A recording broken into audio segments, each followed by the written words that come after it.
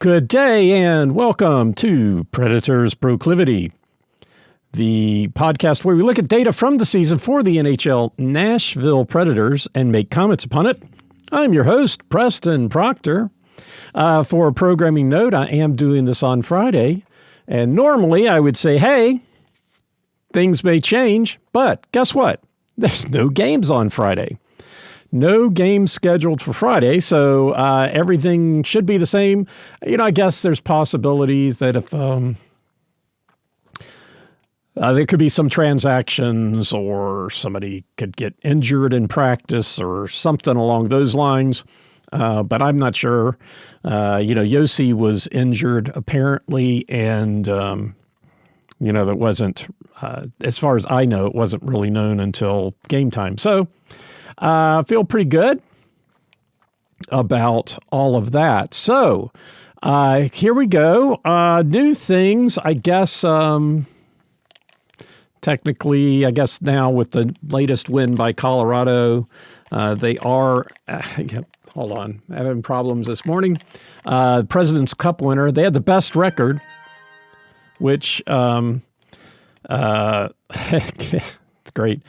It might be a little bit more distracting in here today, too, because I've got the package showing up. So hopefully not too many things going on. That wasn't it. There's the Preds auction is now live. Have to take a look at that. Anyway, so yeah, Colorado President's Trophy winner. Also yesterday, getting a playoff spot, securing a playoff spot, Pittsburgh and Utah. And as far as my discussion of the wild card race, I'm taking St. Louis out. They have 78 points. They've got 4 games left. So 86 is where they would be if they won it all. The Kings are in the second playoff position with 85. Yeah, it's just, it's just not reasonable. So I'm gonna take them off my discussion. As far as the rest of the playoffs go, Edmonton is on top of the Pacific with 90, and then you've got Vegas and Anaheim both at 89. The Kings behind them at 85, and let's see, the Sharks. Actually, I guess we can take the Sharks out of this discussion too, because they've got 81 points, 4 games left. 89 would be their max, assuming nobody else gets a point. I think for all intents and purposes, we can. I think we're gonna take San Jose out of that discussion too. I think still in the consideration for the wild card, but not for the Pacific Division. So that's really kind of down to 4 teams. And does LA really have a chance? Well, they've got 4 games left. They play Edmonton next, so that'll be tomorrow. Then they play Seattle, Vancouver, and Calgary. Seattle, Vancouver, Calgary not competing for a playoff spot. So they ought to be able to get at least 2 of those. So 4 points there. They really kind of need to beat Edmonton. If they don't beat Edmonton, even if they get a point, if they don't beat Edmonton, they don't have a chance. I don't think so. Edmonton plays LA, Colorado, and Vancouver. So Edmonton's probably going to wind up with at least 92 points. Vegas plays Colorado, Winnipeg, and Seattle.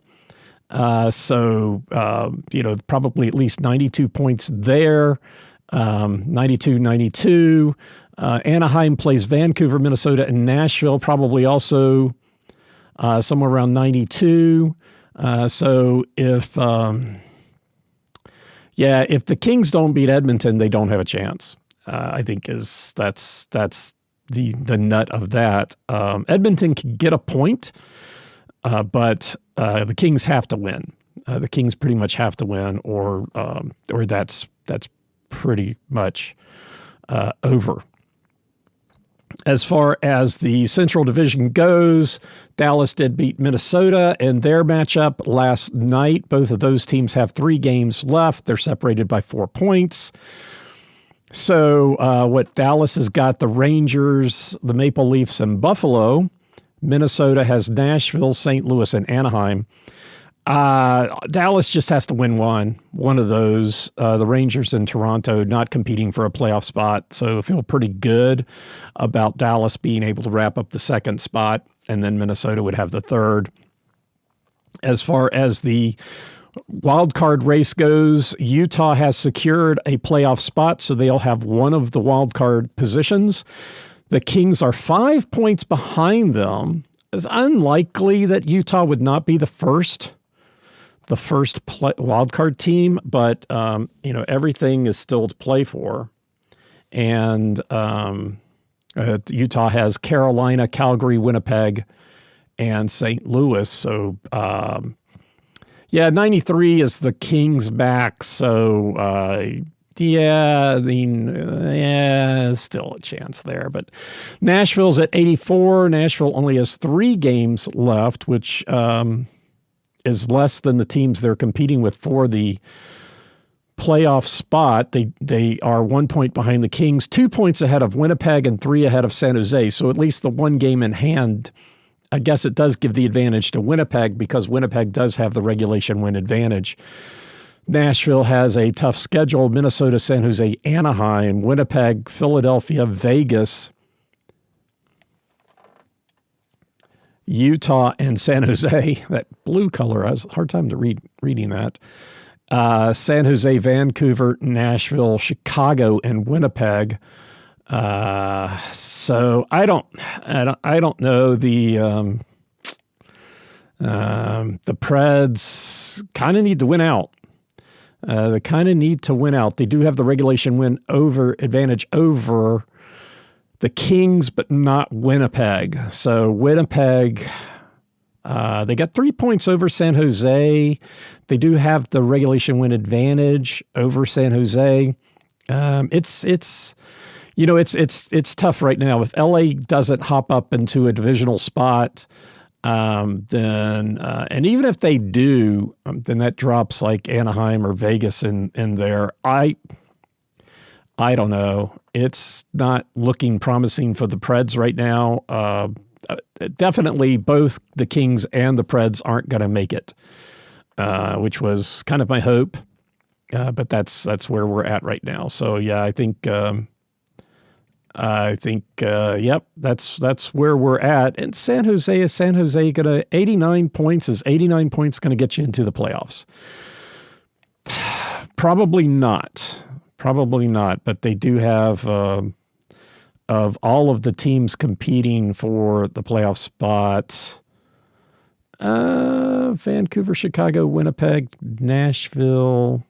I don't know. It's a throw up. It's a toss up between whether the Kings or San Jose has the easier schedule moving forward. But there you go. As far as the Eastern Conference goes, Tampa Bay has dropped. I mean, they were at the top and now they're in third. Still have their divisional spot. Buffalo, Montreal, Tampa Bay in the Atlantic. The Metro, Carolina has sewed that up. Pittsburgh now has a divisional spot and still to play for the third spot. You've got Philadelphia, the Islanders, and the Blue Jackets still in the mix for that. Washington, I guess, yeah. Washington 3 points out with 3 games to go, so the math isn't looking very good for them. As far as a divisional spot, when the wild card, and actually, yeah, the wild card spot's going to be harder than the divisional spot. Boston at 96, Ottawa at 94, so Washington's 5 points out of the second wild card spot, so that's unlikely for Washington to be able to pull up into a wild card spot. And unlikely for them to pull up into a divisional spot. I think one more game, and we're going to see a lot more clarity in the East here. So that is what's going on with the playoffs. So where are we at here? Let's get it over with. Let's just do the ads now, and then we can move on. Yeah, so Cozy Earth, domestic shipping, free domestic shipping on $100 and up. They do have some deals. You buy three items, you get 20% off, but you get 21% off just using Preds Pro. Just using Preds Pro, and that will get you 21% off every day of the year. You can go take a look at some of their best sellers, something called a neft. I don't know what a neft is. But yeah, their sheets seem to be really popular. So are their pajama sets, and nice looking bathrobe. So 21% Preds Pro. And then if you go to quantumsquares.com and use the promo code Preds Pro, 25% off, 100 milligrams of caffeine, 10 grams of protein, no junk, nice little square, easy to carry, easy to take with you. If you're out running around some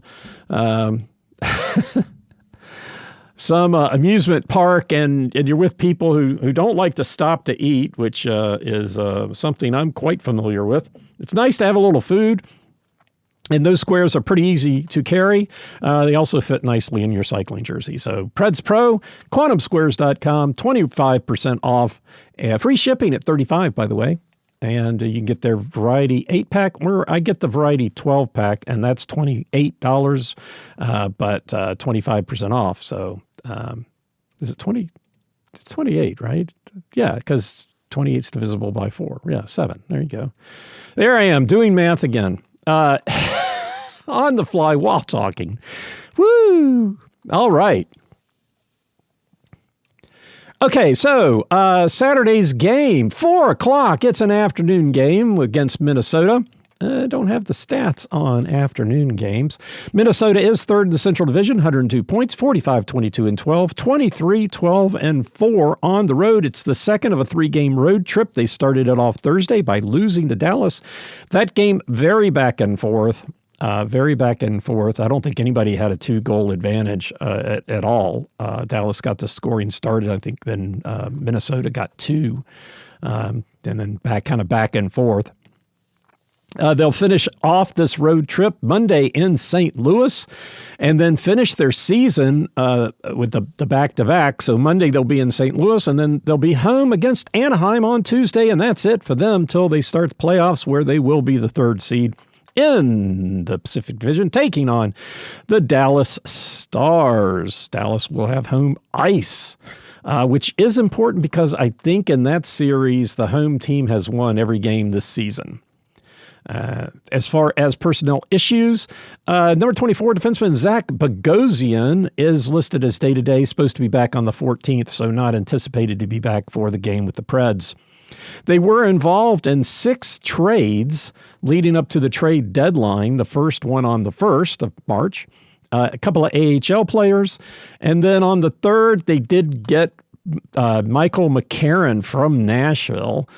So I think this is the first time back in Nashville since being traded. Got a second-round 2028 draft pick. I think that pretty good value. McCarron still, even though he was traded over a month ago, still has the penalty lead for the Preds. He had a big margin, and nobody's been able to cover that. So they did that trade, and then on the 5th, they got defenseman Jeff Petrie from Florida for a conditional 7th round 2026. If Minnesota wins 2 rounds in the playoffs, which they're unlikely to do, but they could, and Petrie plays 50%, that would become a 5th round draft pick in 2026. On the 6th, they got forward Bobby Brink from Philadelphia for David Jirasek, defenseman. So 2 trades with Philadelphia, and then they had a trade with Chicago. They got Nick Foligno for future considerations. His brother also plays for Minnesota, so the Foligno brothers back together again.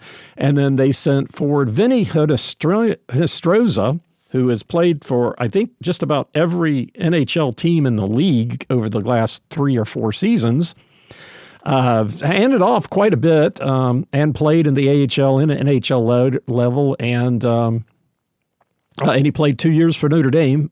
Prudence went to Notre Dame. We always like to follow our Notre Dame players. And let's see, he wasn't at he might have been at training camp. I don't know. Seems like he's been around the league quite a bit. And they got future considerations for that. For the Preds, they are fifth in the Central Division, 84 points, 37, 32, and 10. At home, 20, 15, and 3.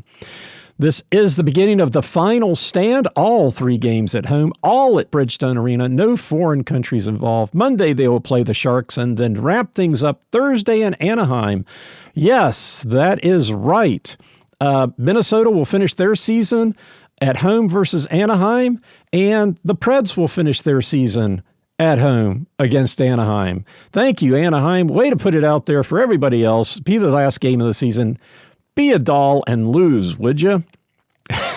For the Preds, player update, number 41 defenseman Nick Hague, still out, still expected back. You know, they keep pushing it out game by game. So first the 6th, then the 7th, then the 9th, now the 11th.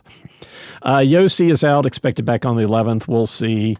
The lineups aren't updated. Tomorrow, that would be one difference. Tomorrow could look at the projected lineups and see if they actually had him in the lineup, which seemed to be a little bit of a clue that actually going to be playing and not out, but there you go. And no new transactions for the Preds. Nobody got a contract. Nobody's brought up. Nobody got sent down. Nobody got pushed round and round. So there you go. And that will take us to stats. Yeah, so stats. Back to home. Home stats. We're at home. 38 games at home. 41 on the road. Hey, almost at the end of the season.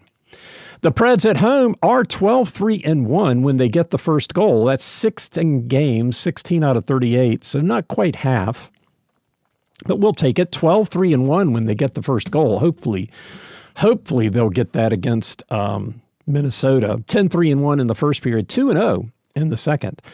The opposition 8-12-2 when they get it, so not that much of an advantage. And if it happens in the second period, the Preds are actually 2-1. So 6-11-2. So, you know, if it happens in the first period, like a 2-1 advantage for the opposition, if it happens for the Preds, a little bit better than 2-1. So, you know, kind of a nice little indicator there. And you know, like I said, hopefully the Preds will get the first goal. Hopefully it'll be early and we don't have to sit around. We'll get to whether I'm pulling for ties and whatnot. That's kind of weird, pulling for ties, but that's what I was pulling for the other night, and unfortunately it didn't work out. So, but here you go. So the Preds at home in the first period are 10-11-17, so most likely to tie and then kind of a coin flip. If they've gotten the first goal, they have not lost the first period.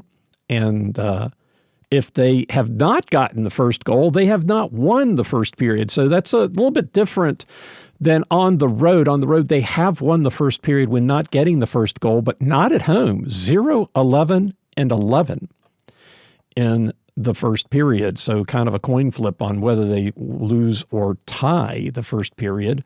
10-0-6 if they got it. The second period, still a losing record, but fairly close, 11-13-14.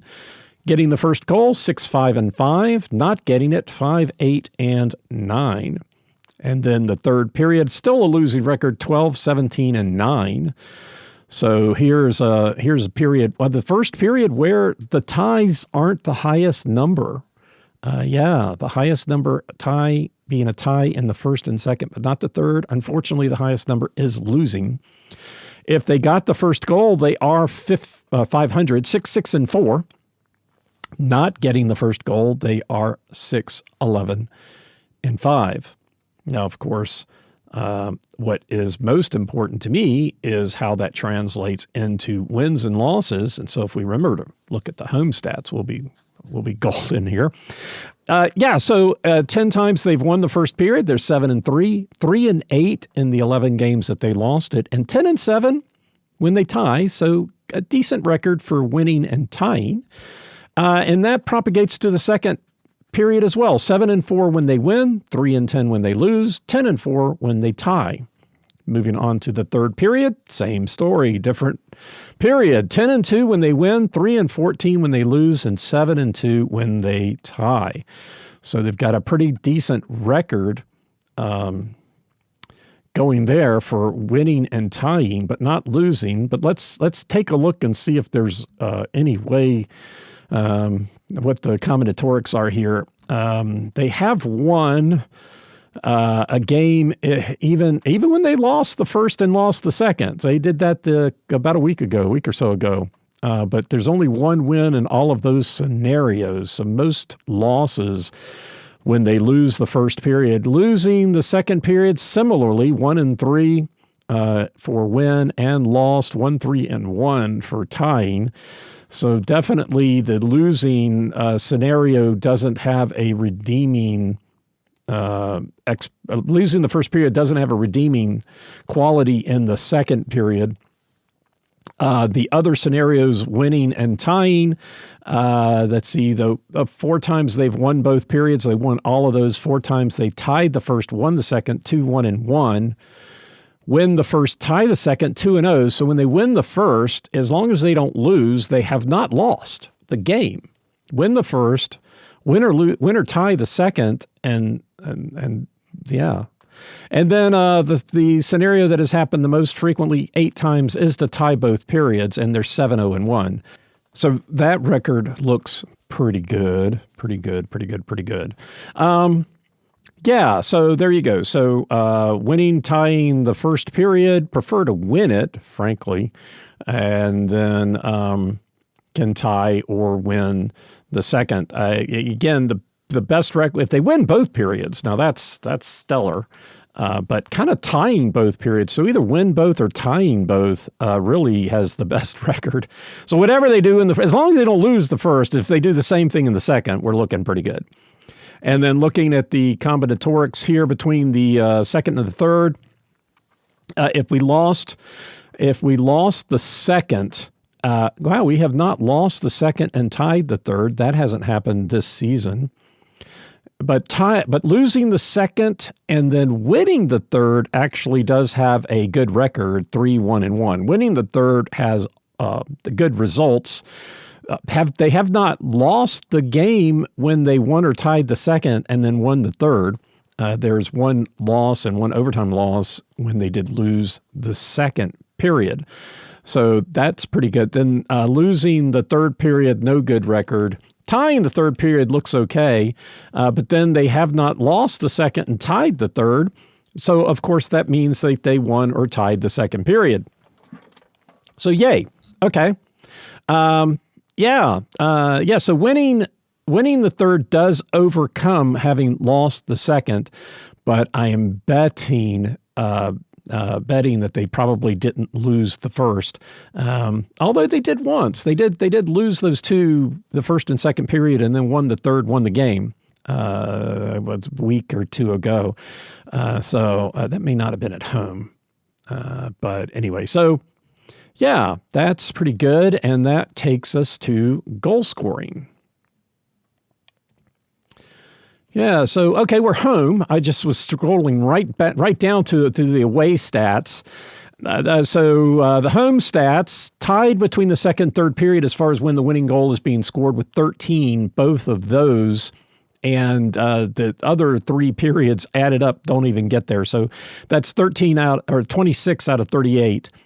So it's over 2/3 there. And then when the Preds win 40% of the time, 53% in regulation, they're getting the winning goal in the third period. It seems to be the mantra this season. And even on the road or away, the Preds scoring winning goals in the third period. The opposition seems to be getting them in the second period. So when they lose at home, most frequently the winning goal is being scored in the second period, 44%, 8 times. 3 times or 5 times in the third, 3 in overtime and 2 in the first. And then looking at the home team and the road team, home team has now won 39 times. Hopefully that'll be 42. And it's kind of even between the second and third, 13 in the second, 14 in the third. For the road team winning, it's primarily in the second, third periods, primarily in 2 periods. I don't know. Again, more than 2/3. The other 3 periods add up to 11. So 12 in the second and 12 in the third. So that's the first goal. And let's take a look at goal scoring. Hopefully, home, looking at the home record here. The Preds are even with their opposition in the first period, 35 goals each. 22-13 in games they win and 13-22 in games they lose. That's funny. Funny. And 38 games, and what's their record?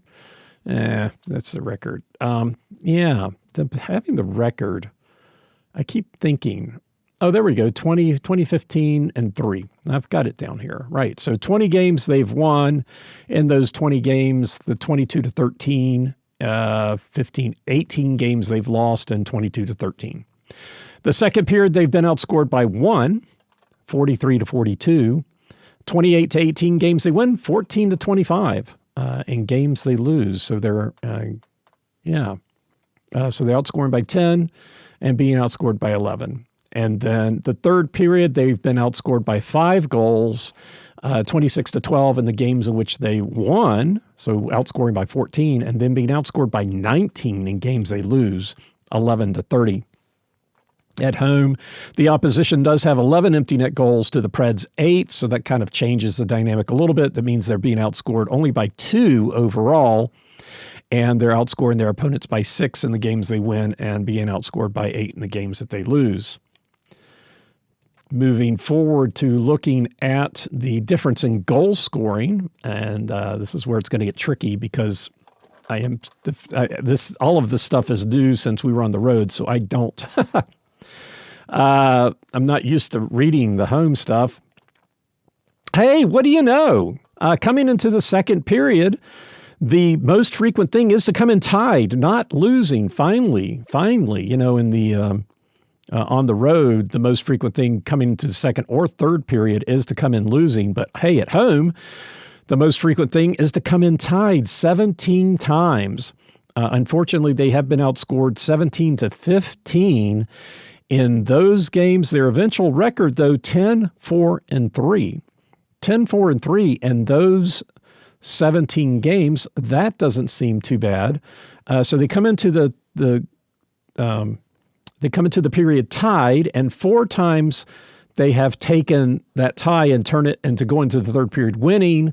8 times they win in tied, and 5 times they win in losing. So still, I guess the propensity is to come into the second period tied and go into the third period tied. When they go into the third period winning, they're 2-1 in regulation and 0-1 in well, that doesn't add up. Oh, yeah, it does. 2-1. Oh, yeah, 4. Right. 2-1 in regulation and 0-1 in overtime. Sorry, my math skills. I started to doubt what I was doing. 2-1 in regulation and 0-1 in overtime. So tied and then going and winning. They haven't really capitalized on that. The 8 times that they came into the second period tied and went to the third period tied, they are 3-0. Wow, this is much better record. 7-1 overall, actually. 3-0 in regulation, 1-1 in overtime, and 3-0 in a shootout. So you come into the second period tied, go into the third period tied 8 times. They've only lost 1 of those games. The 5 times they went to the third period losing after coming in tied, 0-3 in regulation, and 1-1 in overtime. So, again, I do like those ties. As far as the next scenario, well, winning and losing is close. We'll just go with losing because it's 1 more. Coming into the second period losing, they've done that 11 times, and they have never switched it up and gone into the third period winning. So twice that they've taken that and turned it into a tie. So 11 times they've come into the second period losing, and twice they went into the third period tied, and they're 1-1 in those games. And in the 9 games that they came into the second period losing and went into the third period losing. They're 2-7. So I guess there's a 2. 2-7, but not a very good record. But hey, they went into the third period losing after coming into the second period losing, and they got 2 victories. So I guess you got to give them props for that. How about when they come into the second period winning? 10 times they've done that. And they've been... so backing up just a little bit, in the third, coming into the second period losing, those 11 times they've been outscored 13-10. 13-10. Coming into the second period winning 10 times, and they've outscored their opponents 17-13. Their eventual record 7-3. They have not gone to extra time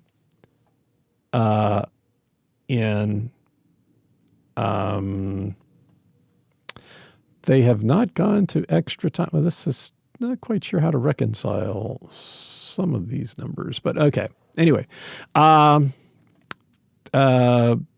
into the second period winning 10 times, they outscored their opponents 17-13. The eventual record 7-3. And tied. No, winning.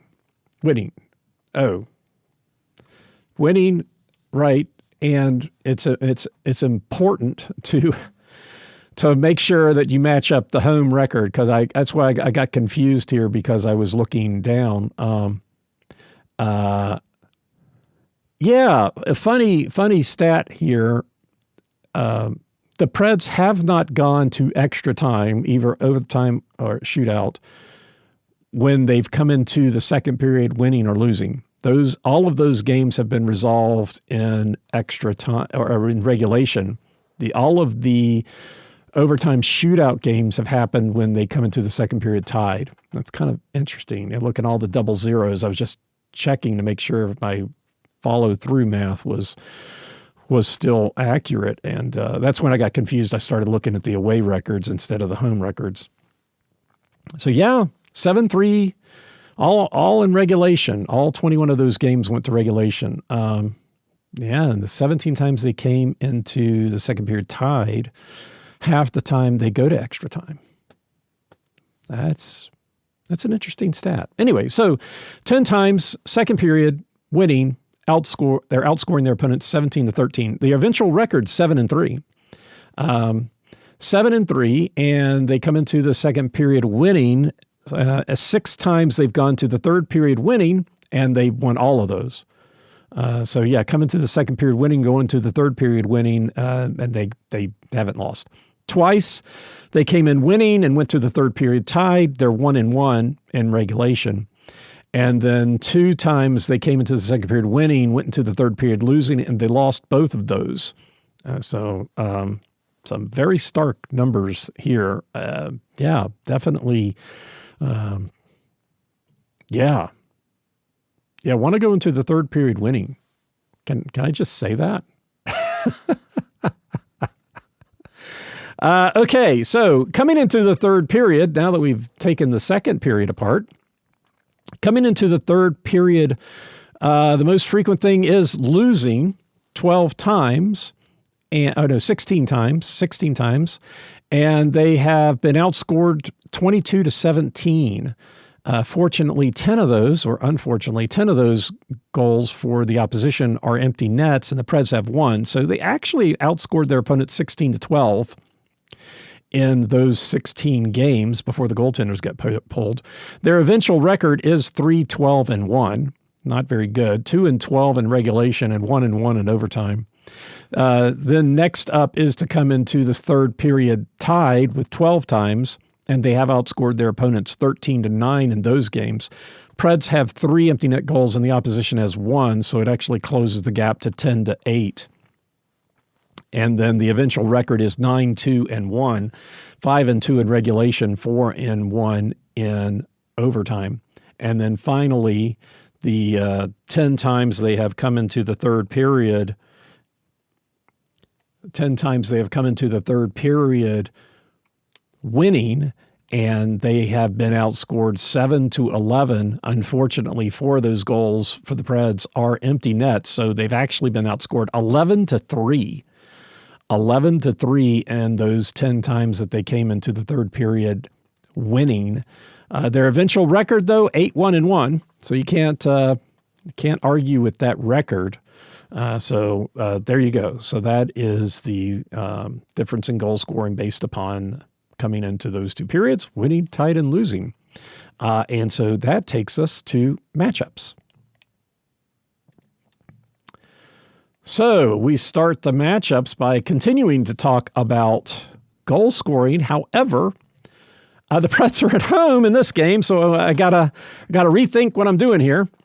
I don't know why looking at the away stats just seems so natural. Well, I guess 6-game road trip, or six. I think the announcers call it a 5 and a 1, but the last 6 games all on the road. So yeah, Minnesota has played 39 games on the road. Everything's kind of tightening up, right? I mean, we're here at the end of the season, so there's not a whole lot of variance. 38-41 games. The Wild playing 39. 5 teams have played less. 12 have played the same, and 14 have played more. The Wild are, as far as road teams, the second best scoring team. Per game, 3.54 goals a game, with league average being 3.02. So half a goal more than average for road teams. And then they are 7th in the league for road teams in the first, scoring 1 goal a game, league average 0.87.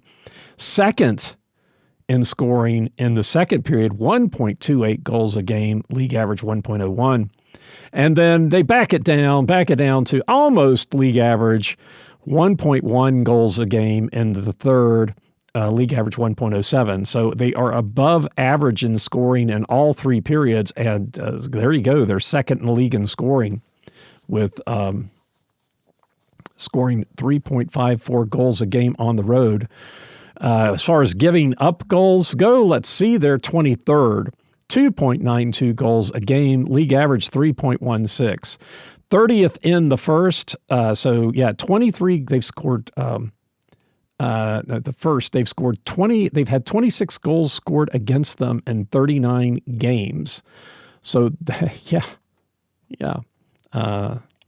League average is 0.9, and they're giving up 0.67. 23rd in the second, giving up 1 goal a game, league average 1.08. But then, I guess in the third, they let it go, and they're 8th in the league in giving up goals, 1.23 a game, league average 1.10. So they are below average, way below average in the first, and below average in the second. And then above average score as far as goal scoring goes, they're above average. For the Preds, for home teams, they're 20th in the league, scoring 3.05 goals a game. 3.16 is the league average. They're 13th in the league in the first period, though, just slightly above league average, 0.92, and league average 0.2. Dropped to 16th, again, still above league average, 1.11, league average 1.08. Third period, not so much, 23rd, 0.97, league average 1.09. Goal scoring, even for home teams now, increases from period to period, but as far as the Preds go, they don't follow that. They have 35 goals in the first, 42 in the second, and then 37 in the third. How does that match up? I guess we will have to wait and see. And we'll have to wait and see how that plays out tomorrow night. Yeah. What about special teams? Okay, so the Preds are at home. Preds are at home. Okay, so both of these teams pretty good. Both of these teams pretty good in both of this. This is going to be fun. So Minnesota is 9th on the road, 82.1%, 17 goals against on 95 opportunities, and 3 shorthanded goals. Times shorthanded per games play, last. Not a team that likes to commit penalties, apparently. And where do you get to go from there if you're last? But 29th in goals against per games played, so it ticks up, but where could it go? I mean, I guess it could stay the same.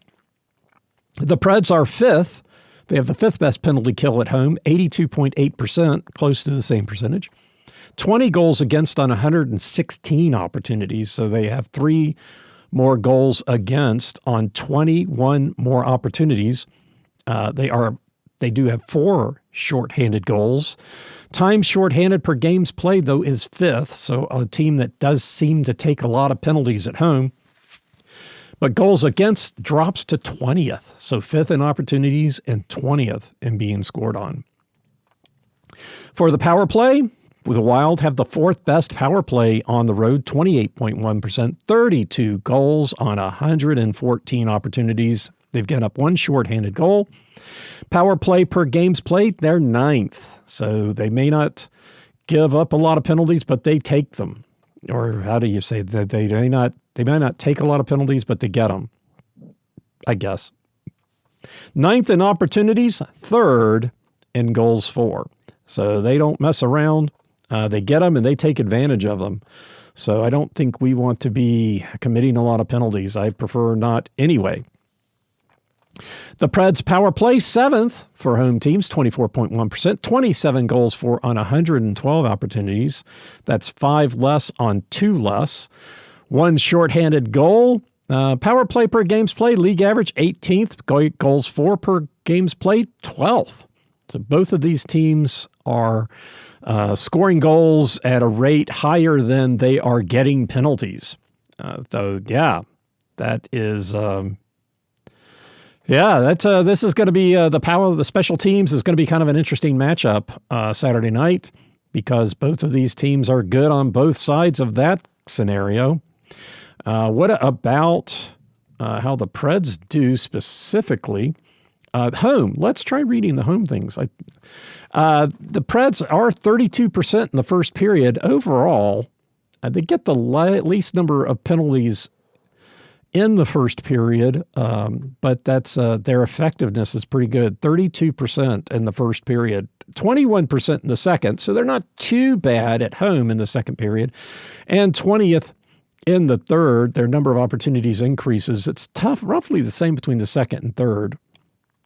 As far as taking penalties, the second period is where they've given up more penalties, but the opposition is only 15% in the second period, 13% in the first, but a 22% in the third. So that's not good. The least number of opportunities and the most goals for the opposition in the third period. So I think we definitely against Minnesota need to hold back on those third period penalties. Easy for you to say.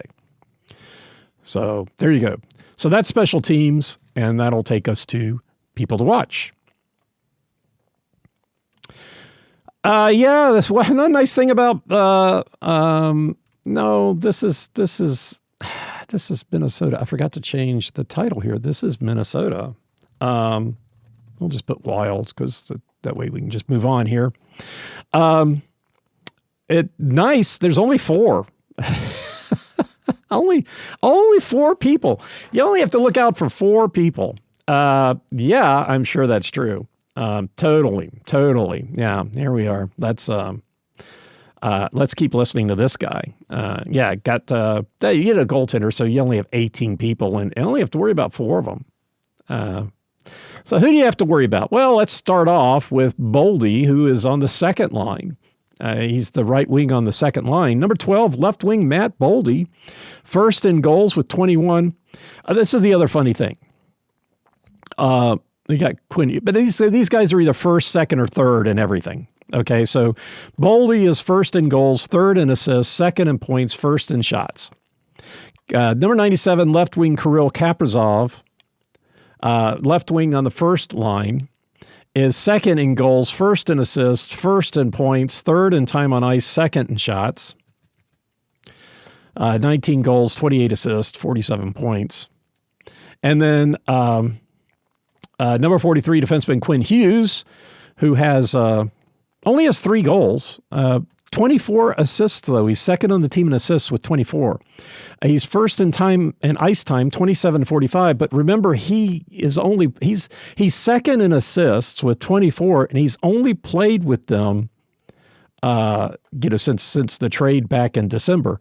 So he's only played 24 road games to Kaprizov's 39 and Boldy's 36, but he's second on the team in assists. So there you go. I think he's only 4 behind Kaprizov, and Kaprizov has played 15 more games than he has. I think as far as assists goes, you're looking at Quinn Hughes. There you go. On the ice, 27-45. That's about half the game. And then rounding things out is number 91, right wing Vladimir Tarasenko. Leads the team in shooting percentage with 21.4%. He's third on the team in goals with 70 shots. And so he leads the team 21.4%. So Tarasenko is on the third line. So there you go. Kaprizov is on the first line. Boldy's on the second line. Tarasenko is on the third line. Hughes is on the first, second, and third line of defense. I mean, come on. He's out there half the game. There's no way he's just paired with Faber. He's on the ice with everybody at some point in time. You're on the ice 27-45. The question is, when aren't you on the ice? So there you go. 12, 97, 43, and 91. Tarasenko. I've got the jersey from him back when he played for St. Louis. Got it at the Preds auction, the wine auction. And played St. Louis the following night. We lost, so Prudence has never forgiven me for that. Somebody was going to win the jersey. He played for St. Louis. St. Louis has got a cool jersey. Not that fond of the Wild's jersey. It's not the worst jersey. I know it must not like orange. I really hated those orange Ducks jerseys the other night. At least we won the game. And then the Flyers, I've well known for criticizing the Flyers. The Flyers road jerseys, especially. The home jerseys don't bother me so much for some reason. But anyway, I must just not like orange. Anyway, so for Nashville, number 9's reign supreme. We've got number 91, center Steven Stamkos leads the team in goals with 23. He's second on the team in shots with 93, but he's second on the team in shooting percentage. So he leads the team in goals, and he's 24.7%. About 1 in every 4 goals goes in for Stamkos. And he's second on the team in shooting, so you can't fault him there. It's not like he's not taking enough shots. Maybe, but I don't. Anyway, so dangerous guy. Come on, guys, let's win this game. Number 9, left wing Philip Forsberg, second on the team in goals with 20, leads the team in points with 40, leads the team in shots with 127. Then we've got Mr. Stat, number 90, center Ryan O'Reilly, third in goals with 14, leads the team in assists with 24, second on the team in points with 38, third in ice time, 2013. Number 59, defenseman Roman Josi, injured. Maybe be back, maybe not. He's second on the team in assists with 21, leads the team in ice time at 24-13. And Josi and, Josi and Haig, both being out, I think is problematic. It's problematic. I don't think it really affected the outcome last night. I hate to say that, but he takes a lot of shots. Would we still have lost to Utah? Yeah, I think that we had at least one loss between now and the end of it. I don't think we can afford to lose anymore. We're 4 points behind. 4 points behind LA in the wild card race. Is that still? No, or we're 2 points behind them. 1 point. Oh, just 1 point. 1 point, but still. If losing one more game out of the last 3, it's going to make it hard. The Preds not really in control of their own destiny anymore. But so Yosi's out, and then we've got number 85 defenseman Ryan Ufko, who leads the team in shooting percentage with 50%, 1 goal on 2 shots. So those are your people to watch. As far as momentum goes, Minnesota is 23-12-4 on the road. They did just lose to Dallas after having a 4-game winning streak, 6-4-0 in their last 10. So they're 0-1 on this road trip. They were 2-0 on their last road trip. 13-8-3 versus the Central on the road. 7-3-1. 7-3-1. Wins to St. Louis twice, Winnipeg twice, Chicago, Nashville, Colorado. Losses both to Dallas and Utah.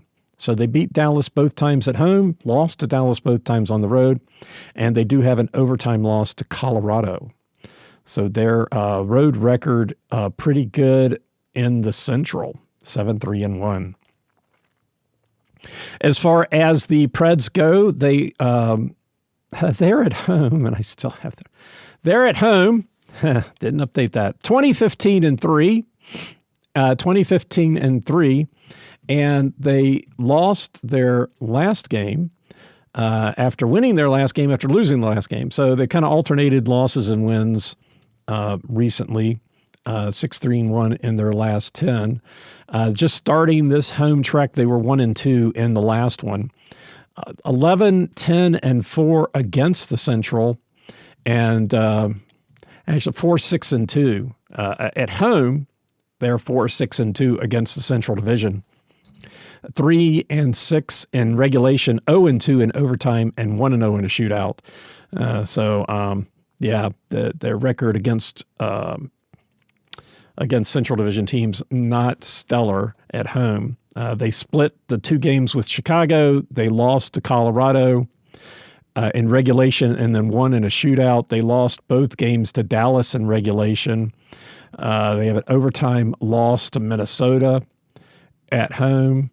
They beat St. Louis in regulation both times, lost in regulation and lost in overtime to Utah, and lost in regulation to Winnipeg.